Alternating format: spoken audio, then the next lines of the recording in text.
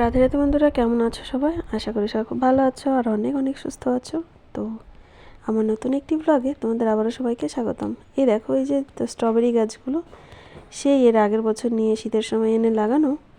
মানে আমি তো ভেবেছিলাম হয়তো বাঁচাতে পারবো না, কিন্তু না, যাই হোক, জল দিয়ে দিয়ে টুকটুক করে বেঁচেছিল এতদিন। তো সেখান থেকে কতগুলো চারা হয়েছে দেখো। এটা অরিজিনাল গাছটা, আর এই গাছটা থেকে, মানে ওই মাঝখানে যে গাছটা, ওর থেকে এই চারাগুলো হয়েছে। তো আজকে আবার কি করলাম, এই ডাল দুটো কেটে দিয়েছি, মানে দুটো চারা অন্য একটা টবে লাগিয়েছি।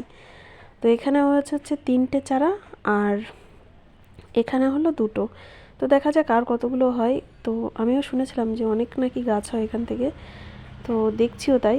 এই গাছটাও খুব সুন্দর হয়েছে, তারা গাঁদা বলা হয় একে। তো এখানে একটা গাছ ছিল, তো সেটা হচ্ছে মারা গেছে, নষ্ট হয়ে গেল গাছটা, বুঝতে পারলাম না। তারপর দেখো, এই যে কি বলে জানো, নয়নতারা, পিঙ্ক কালারের যে নয়নতারা ফুল। তো এই ফুল গাছটাও বেশ ভালো হয়েছে, কলেজের থেকে নিয়ে এসেছিলাম, তো ভালোই ফুল ফুটছে। আর তুলসী গাছের অবস্থা তো আর বলবো না, হঠাৎ করেই মানে পুরো পাতা ঝরে গেছে। পুরো পাতা ঝরে যাওয়ার পরে তারপর আবার এরকম হলো, এই টিংটিঙে করে ডাল, মানে পাতা বেরোচ্ছে। তারপরে এই যে এই গাছটা দেখছো না, এই গাছটা এবার উঠোন ঝাড় দিতে গিয়ে দেখি আমাদের বাড়ির সামনে পড়ে রয়েছে। তো আমি ভেবেছিলাম হয়তো অন্য কোনো গাছ, তো দেখলাম বেশ এত সুন্দর ফুল হবে ভাবতেই পারিনি। তো যাই হোক, মানে ভালোই লাগলো যে একটা পড়ে পাওয়া গাছ থেকে এত সুন্দর ফুল হয়েছে। তারপর রেনলি তো এটা বন দিয়ে গেছিলো 4টে গাছ। তো এবার আর মনে হচ্ছে ফুল ফুটবে না, যেহেতু বর্ষাকাল চলে যাচ্ছে।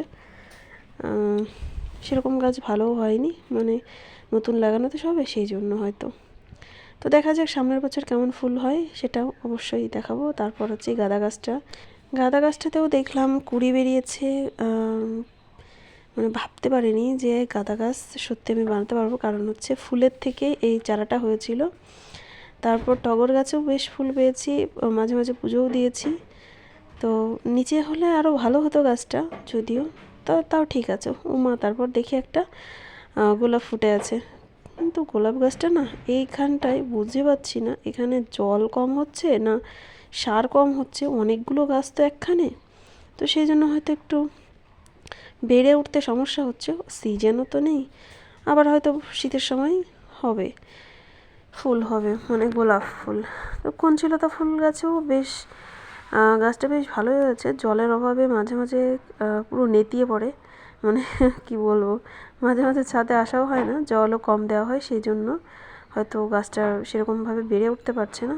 তারপর দেখো বেলি গাছটার কি, বাপরে কত বড় হয়ে গেছে ডালটা, কিন্তু এটা তো ফুল ফুটবে না, এটা কেটে ফেলতে হবে, কারণ এত বড় ডালে ফুল হয় না। আর এখন তো বেলির ফুল ফোটার সময়ও না। তো যাই হোক, নীলকণ্ঠও ভালোই ফুটছে। তারপর দেখো এখানে হচ্ছে পুঁইশাকও ভালোই খেয়েছি, মানে এত বড় বড় সুন্দর সুন্দর ডাঁটা হয় না, এত সুন্দর লাগে। আর আমি তো কোনো রকম কোনো সার দিই না। তারপর দেখো এই গাছটা কি বলো তো, এটা হচ্ছে শশা গাছ।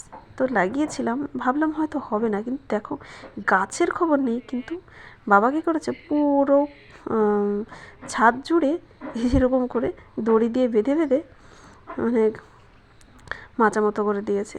যাই হোক, মানে সে বলে না, আশায় বাঁচে চাষা।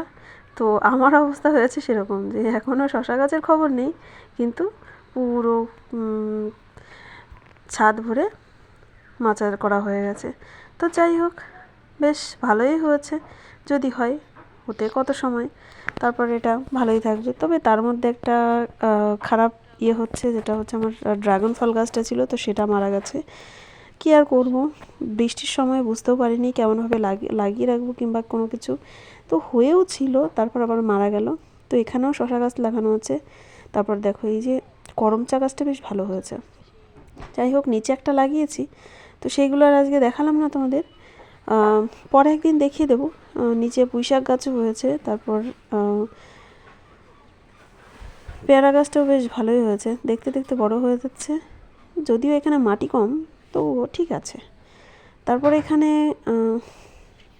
দেখো এর মধ্যে কিন্তু কিছুই দিইনি, শুধু সবজি পচা আছে, সবজি পচা ছাড়া আমি অন্য কিছু সবজির খোসাগুলো ছাড়া অন্য কিছু দিই না।